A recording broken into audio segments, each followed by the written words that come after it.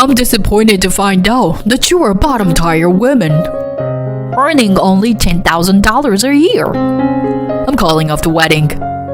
On the morning of my wedding, I received a call from a man claiming to be my fiancé. Huh? This should be a mistake.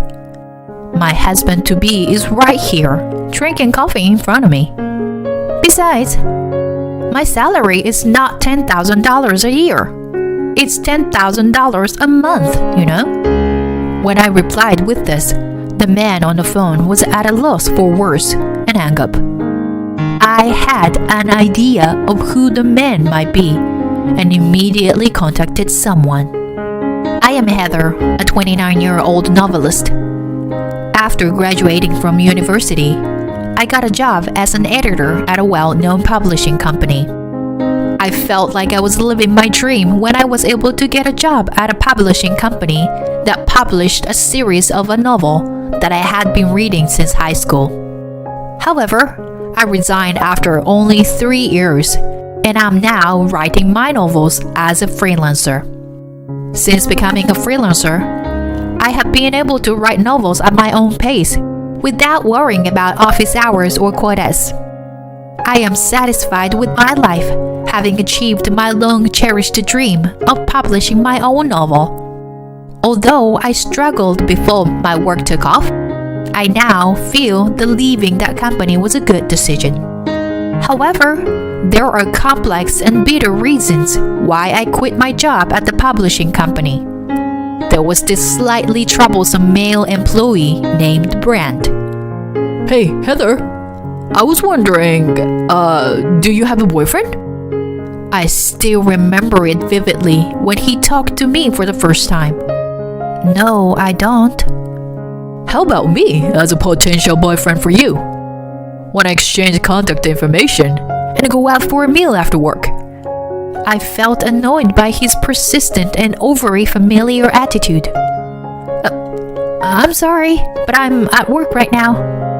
Despite my gentle refusal, Brandt continued to insist on asking me out. "All right, then see you after work." I thought Brandt was a troublesome guy, but since we only saw each other at work, I thought he was just teasing me. "You look nice as always, Heather." His teasing remark was evidence that I wasn't his main target. I thought there was no real harm in his behavior and believed it was just a joke, so I let it go. One day, after work, I opened the door to the company's entrance and found Brandt standing there. "Hey, Heather, good work today." Oh, thank you. As I tried to walk away quickly, Brandt blocked my path and started talking to me. "Hey, Heather, how do you come to work?" As he spoke, he followed me. I drive. With only that answer, I hurried toward the company's parking lot. I thought he would give up once I got in my car and drove away, but he waved goodbye with a smile until I turned on the car's engine and drove off. However, the following day, and for a while after that, it was the same routine when I leave.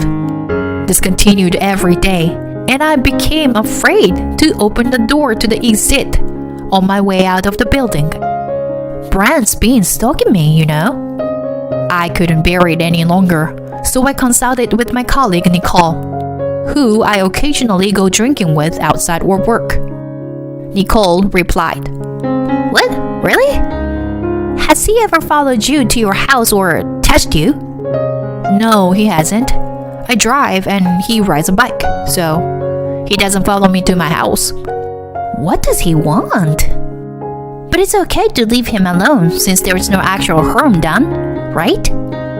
If something happened, just talk with your boss, okay? I felt a little revealed after hearing her say that. That's right. Brand and I work in the same department, so I can immediately consult with my supervisor as anything happens. Although I tried not to mind it, Brand's approach continued. But since there was no actual harm, I couldn't consult with my supervisor. I continued to bear this dilemma for about 2 years, and my patience had reached its limit. With my older sister, a freelance writer's recommendation, I quit my job decisively. I then studied to become a novelist and gradually began to receive work. I had reached the period where my dream of publishing a novel was about to come true. Then, after a long time, I received a call from my former colleague Nicole. This call from her would later have a significant impact on my fate. "Hey Heather, has anything changed recently?" I had no idea what she was talking about with such a sudden and incomprehensible question. "What do you mean by changed? Is everything okay?" "I mean, have you been followed by someone or anything like that recently?" As she talked, thoughts of Brent from back then crossed my mind. But since resigning, I haven't had any contact with him at all. "Are you talking about that guy, Brent?" "Yeah, kinda. Actually, things have been getting dangerous with him lately." "What do you mean?" According to Nicole, Brent was freaking out when I suddenly quit my job. "He's been asking around the office for a long time, trying to find out where you work now." "That's really creepy. Does he know what I do or where I am?" "I don't think so, but the fact that he's been asking around so persistently and making people uncomfortable has made me worry about you." It's been 3 years since I left the company. But when I heard that Brand was still trying to track me down, I couldn't help but feel a sense of unease creeping up my spine. I'm sorry, Heather. I thought I should tell you." And then I told her something because she seemed so worried. "Thank you, Nicole. I appreciate your thoughts. I'm okay though. My fiancé will protect me, so everything will be fine." "Wait, what? Fiancé? Are you getting married?" "Yeah, I was meaning to call you about the wedding actually. Will you come to my wedding next month?" "Oh my god, yes, of course. This is exciting." "Oh, by the way, Heather, just to be safe," I was on the verge of freaking out after hearing about Brent, but I managed to shift my mood by telling her about the wedding. My fiancé Eli has been a childhood friend since we were little, and we lived near each other. We used to play together almost every day when we were in elementary school. We grew apart a little during adolescence, but we reunited at a class reunion and started to hang out again. After that, we grew closer and developed feelings for each other, eventually deciding to get married. Our parents had been close friends since they were young, so the meeting was like a gathering of relatives. We completed the registration and moved into our new home. And before we knew it, the wedding day had arrived. "I'm nervous. How do I look?" "You look so handsome." I was playing around with my husband in the dressing room when my phone rang. "You are a bottom-tier woman with a salary of only $10,000 a year. I'm disappointed. We're canceling the wedding." "Who's this?" The caller claimed to be my fiancé. But my fiancé, soon to be my husband, was sitting in front of me, sipping his coffee. "The groom is right next to me, and my salary is not $10,000 a year. It's $10,000 a month." "Huh?" The man on the phone was stunned. I had known from the beginning who was on the other end of the line. It was Brent. "How did you get my number? And who told you about today's wedding?" I asked in a cold voice I had never used before. I'm your fiancé. So I don't think it's weird to know." From the speakerphone on the smartphone that had been switched over, Brand's voice echoed. Eli started speaking for me. "Are you the guy who's been bothering Heather?"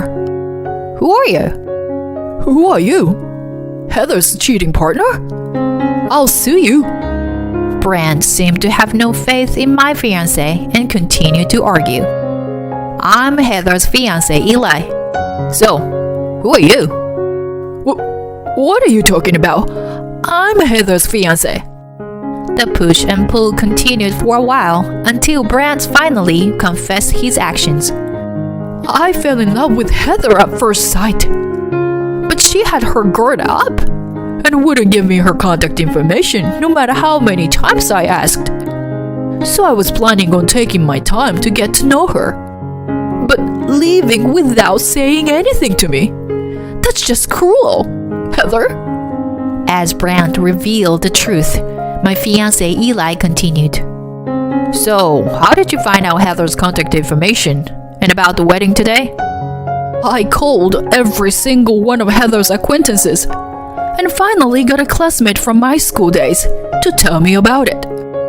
As Nicole had mentioned, Brand had been searching for me ever since I left the company. He went through all of our mutual acquaintances and finally got in touch with one of my classmates from college. Despite the fact that I had become a somewhat well-known novelist, anyone could easily have found out about my current situation with a quick search. However, the information he received about my income was clearly incorrect. His belief that he was my fiancé was already ridiculous enough, but his behavior was just too abnormal. I hung up the phone in frustration and immediately called someone else. Oh my gosh, I understand. I'm coming over there right now. The person on the phone was Brand's mother. According to Nicole, Brand had also stalked a few female classmates during their student days. At the time, his parents had apparently sensed something was wrong, but nothing serious had happened. It seemed that his parents were well aware of his abnormal behavior and thought process. Why don't you just call Brand's parents if something happens? I'll get the contact information for Brand's parents from a friend next time. I never imagined that Nicole's action at that time would actually be helpful. Despite the creepy phone call from Brand, our wedding proceeded smoothly. Then, towards the end, we heard shouting from outside the church. There, Brand was standing. Brand, how many times do I have to tell you? You are an outsider. That's right, Brand. Don't mix up dreams and reality. Brand was struggling against a middle-aged couple and shouting. It's not a dream. My fiancé is here. In the midst of this chaos, my real fiancé muttered quietly to me. Really? You actually came? And when Brand noticed me, he shouted at me. Heather, clear up my parents' misunderstanding. I was angry, as this happened during the climax of our wedding ceremony. What are you saying? You are the one with the misunderstanding. I'm not your fiancé. I'm going to be happy with this man, I coldly retorted to Brand, then returned to the church with Eli. Heather, you were bothered by a troublesome person. You should have talked to me about it. I smiled warily at my father's words. You should always consult those around you before something happens. My father scolded me with parental concern, and somehow the wedding ended without incident. After a while, I received a message, an apology from Brand's parents. I didn't really care about the apology, but I was worried about what had happened to Brand. If he continued to be left unwatched, he might cause trouble for someone else, just like he did with me. My anxiety grew, so I decided to meet with Brand's parents. Heather, I'm truly sorry for what our foolish son did to you. Please accept this as a token of our apology. Please. No, I can't. I politely declined, but they insisted, so I decided to accept it. According to his parents, Brand had persistently followed and caused problems for at least 3 women in junior high, high school, and this time. In junior high, his parents dealt with the situation by placing him under protective supervision. But in high school, the female student who was a victim of his stalking remained silent and transferred to another school. So his stalking behavior was only discovered afterwards. I thought he had learned his lesson. I never expected him to bother another woman, Brent's father said with a resigned expression. We've made him quit his job and entrusted him to our eldest son living in Africa. He will not be returning for a while. Please forget about our foolish son. Brent's parents apologized deeply to me and we left. I learned that his older brother, who works as a translator for charity in Africa, was training him in various jobs under his supervision. When I returned home and saw the compensation money that I received from Brent's parents, I was shocked. What? $20,000? This is too much. Shouldn't we return this? As I was bewildered, my husband said, I think it's okay to keep it. His parents have been manipulated by him for a long time. They were able to apologize to some of the victims, but not to all. Besides, he might be causing trouble for more people without us knowing. If you think about it that way, maybe it's better that you received a sincere apology from them. After hearing my husband's words, I reluctantly agreed.